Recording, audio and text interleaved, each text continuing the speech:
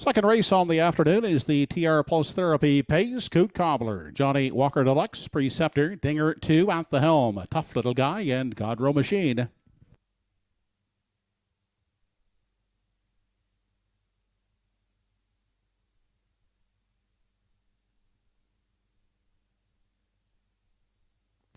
They're off and pacing. Preceptor busts off the wings of the gate to grab the early lead from the outside. A tough little guy is leaving, crossing over, and to grab a seat at the rail as they make their way by the opening eighth. That was Dinger 2.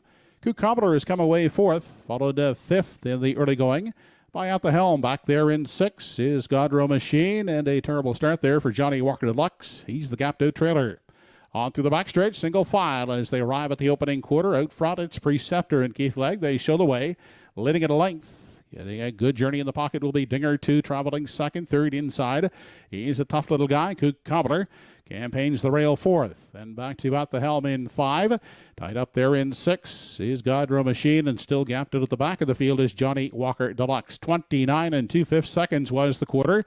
They're still single file as they make their way off the top turn and travel on through the stretch now, nearing the half.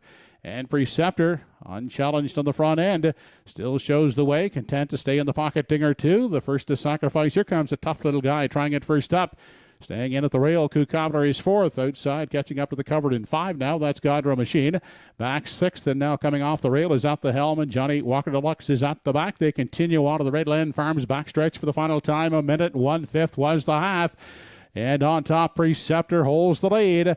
Outside, braving it first over, is a tough little guy. Second in the pocket, locked up is Dinger 2, traveling third. Godrow Machine asked to tip three wide now from four. Fifth and coming off the rail is Coot Cobbler. Sixth and moving out is At the Helm. A tight bunch as they race on over to the 7H, 1:30 and 2.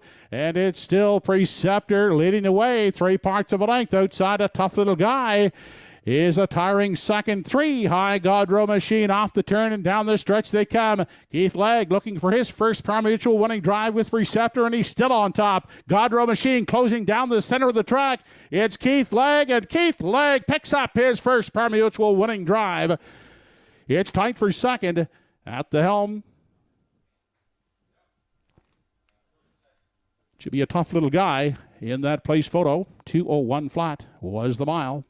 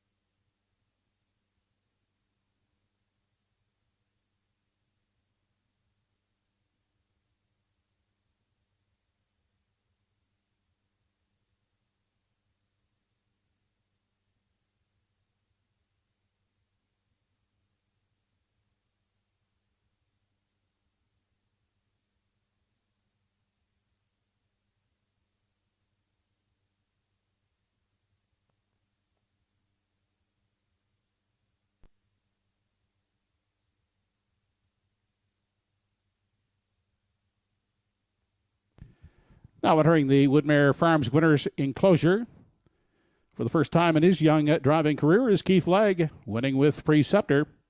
10-year-old Big Ellet son of Vintage Master out of the Presidential Ball Dam, Hollyhock. Roseanne Langell of Lower Onslow, trained by Paul Angel. Keith Legg picking up his first winning drive as a Pari Mutual driver with Preceptor, pacing in 2:01 flat. To win the TR Pulse Therapy Pace, a $100 gift certificate will go to winning trainer Paul Angel.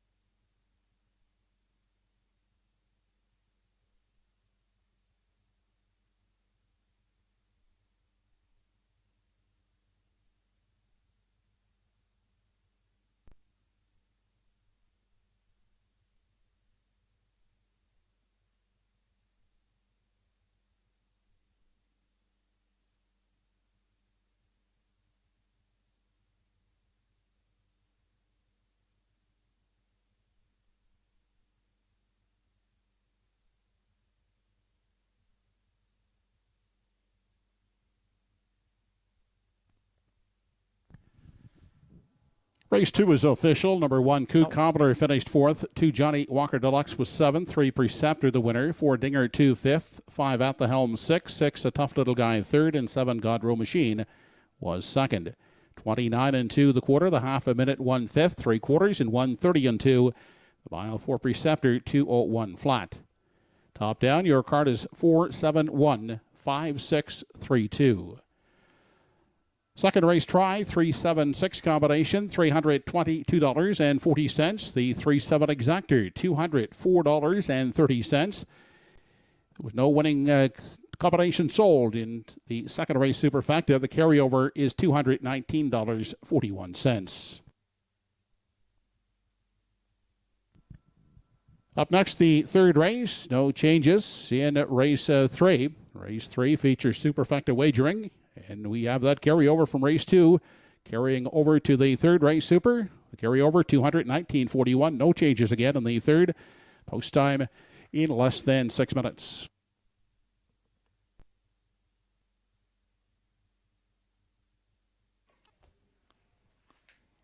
Race 2 is in the books. Congratulations are due to Keith Legg getting his first parimutuel driving win there with Preceptor.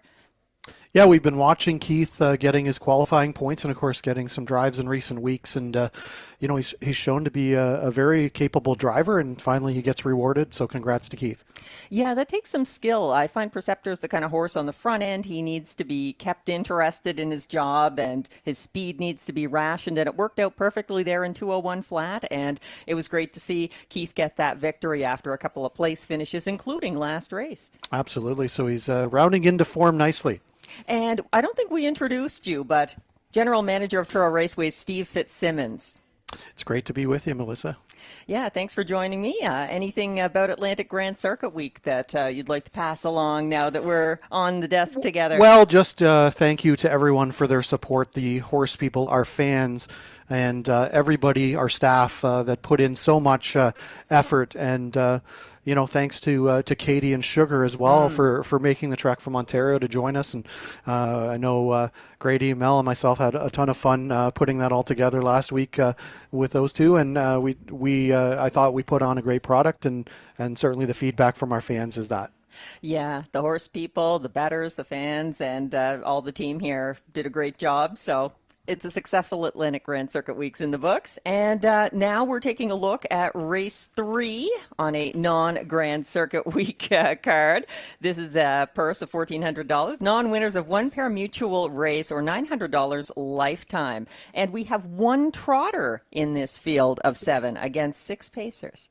Yes, number 5, Magian Thunder, Jim Ripley from Amherst, who quite often races obviously in Charlottetown, just because we don't card trots here, unfortunately, which I love trotters. So I wish we had the population to do that. Maybe we'll figure that out someday in the future. But yes, he's in. Yes, he's in the field. But this is an intriguing non-winners of one race, and we look at the board, and I see a couple of people that agree with me. I like number 1, Stage Name Hercules, improving sort. Gets a decent post position to work with today, and I like this change in equipment today to add a Tony Morgan, which is a knee spreader, basically to widen out his gait in the front end. So I think that could be a positive change for him. But 202 and 2 last week. I think he's capable of a bit more today.